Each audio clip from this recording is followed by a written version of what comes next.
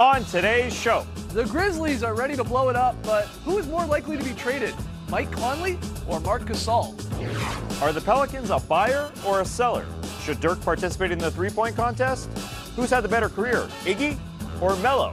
And we examine the Raptors' handling of Kawhi and his load management. It's Wednesday, January 23rd. The starter starts now.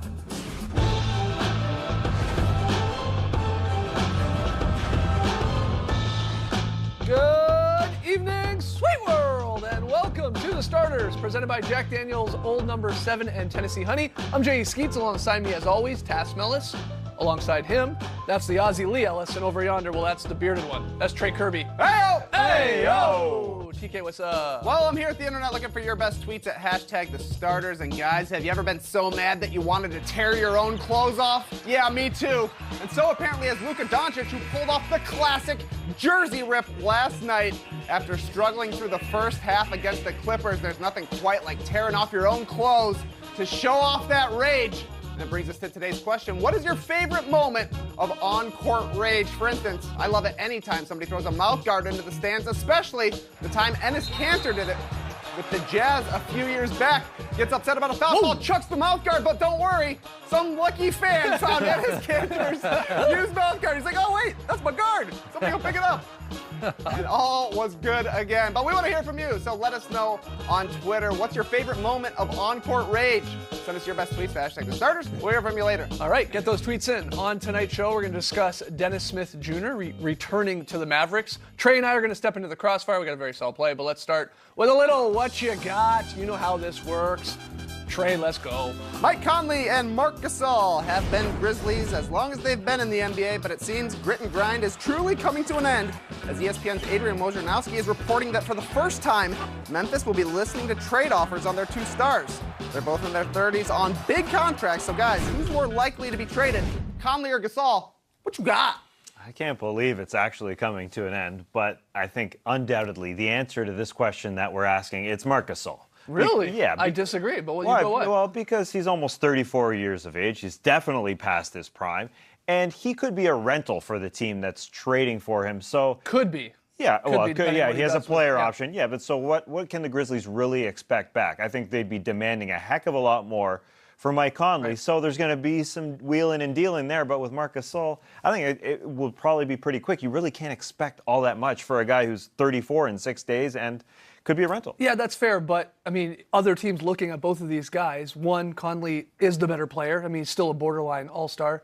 He plays a position that there might be, excuse me, I'm still sick. He might be playing a position that there is more demand of at the point guard Yeah, but there are a position. lot of teams that have point guards. Yeah, no, you're but right. He can play off the ball, I think, which helps his case. Yeah. Sure he can. Yeah. And he's a solid still defensively. Yeah. I just think there might be more interest. And look, okay, the Grizzlies are in a tough spot here. They're finally going to move on. Now, what do you want to get back when you trade like a big contract guy? You want some sort of cap relief if you can get it, like flexible, financial abilities. You want some young prospects if you can. And then you hopefully, on top of that, want draft picks. Now, are the Grizzlies going to get all three of these things with either of these guys? Unlikely. Unlikely because of their contracts, I think, when you come into play with both of them. But they could get two of them, and I think that's why Conley is more likely, if they're really moving on here, and it sounds like they are, then you're just going to get more back is what I'm getting at for Conley than you are Marc Gasol, in my opinion. You should. Yeah. You definitely should. Yeah, no, I think it is Conley as well, just because he is younger and he can provide a little bit more long-term joy to your team, I guess, because Marc Gasol, we're not really sure how much... Marie Kondo situation. We're not quite sure how much longer he's really going to be an effective player.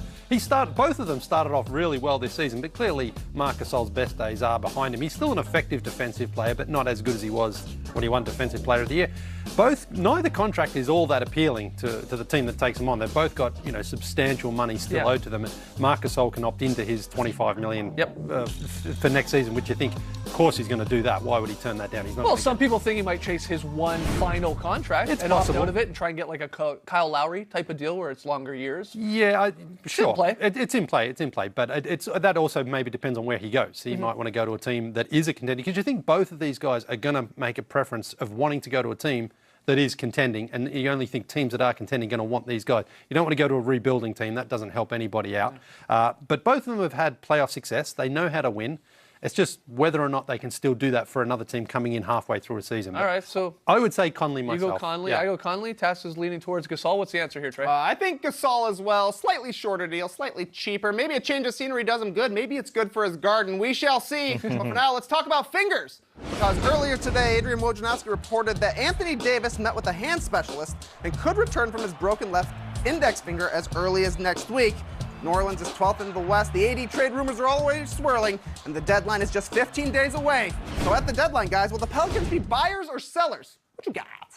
Pelicans are always buyers. Yeah. They're always buying. When you got Anthony Davis under contract, you've already sort of dug yourself into this hole. You're a top-heavy team that's trying to make Anthony Davis happy. You trade your pick every year. Yep. Just keep doing it. Trade that pick and trade possibly a younger player on your team for Mike Conley. I think that's in play. You Yeah, could maybe. play Conley alongside Drew Holiday, a first, and Randall, and some of the other, fodder on your team, a Solomon Hill, could get it done. I think there's a legitimate option there. Yeah, the only problem with Conley is then you're taking on his contract as well. Yeah. They've already got Davis and Drew Holiday, and I'm forgetting someone, Mirotic, I believe it is, who's got... He's a free agent this year. He's a free agent. Anyway, the point is that the Pelicans, in order to buy, they probably have to sell something of value, and if it's not that draft pick, then who do they give up on? Is it Julius Randle already? I don't think so. I mean, he's been good for them.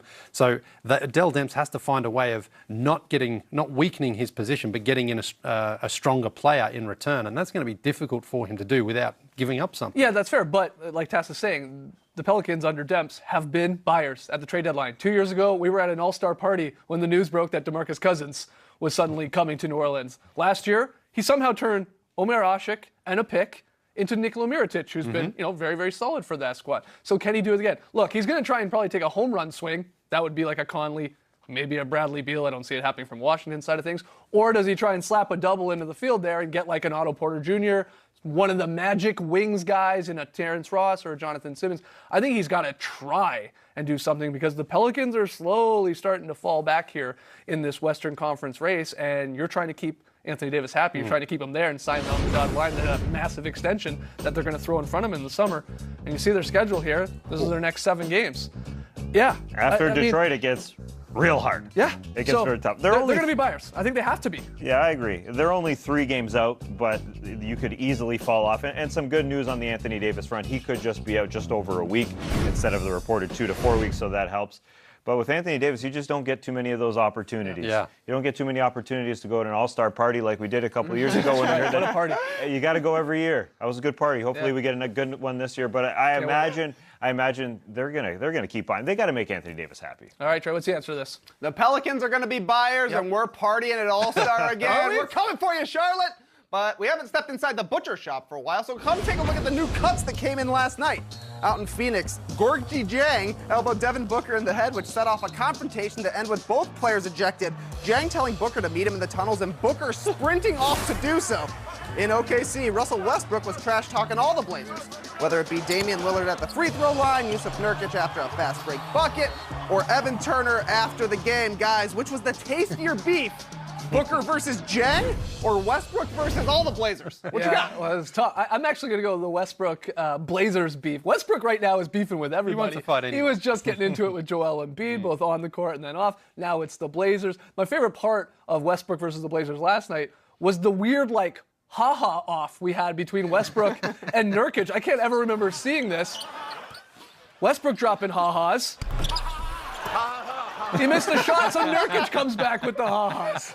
That's incredible. That's why we need an audio-only channel to hear stuff like that. That was amazing. That was phenomenal. Yeah, it's hard to go past that one because there is a little bit of history and a bit of tension there. The thing with Devin Booker and Gorgui Dieng was it just came out of nowhere. And then it escalated so quickly, and then they wanted to fight in the tunnel. Yeah. They You don't were just really... exchanging jerseys. Well, Lee. apparently so, yeah. But this is the new hold me back, right? Yeah. It's like, I'll meet you in the tunnel. Yeah, And I'll pretend to sprint there, and I'll try and get the free. security guard holding Devin Booker back is like when my son has had a poopy diaper and he Yeah. won't change it. He Yeah. wants to keep playing, and I have to Right. I have to pull him back. You know, Right. he's like, no, I didn't do it. And I said, yes, you did. Come on. We go off on a great race like that. So you're leaning towards that one because it's so weird. It feels a little bit more. It talks to me a little more, that one, yeah. Okay, interesting. Well, Trey, what's the answer to this? Taste your You know, after hearing that poopy diaper analogy, I got to go with Booker and Yes. Jang. Skeets, this was a parenting moment for you. That's Devin Booker. You got to get him in line, my man. Yeah, that's my You guy. abandoned your boy. He's frustrated. He's losing a lot of games there at Phoenix. He's frustrated. Maybe it's the headband. Possibly. All right, when we come back, Trey and I go head-to-head in Crossfire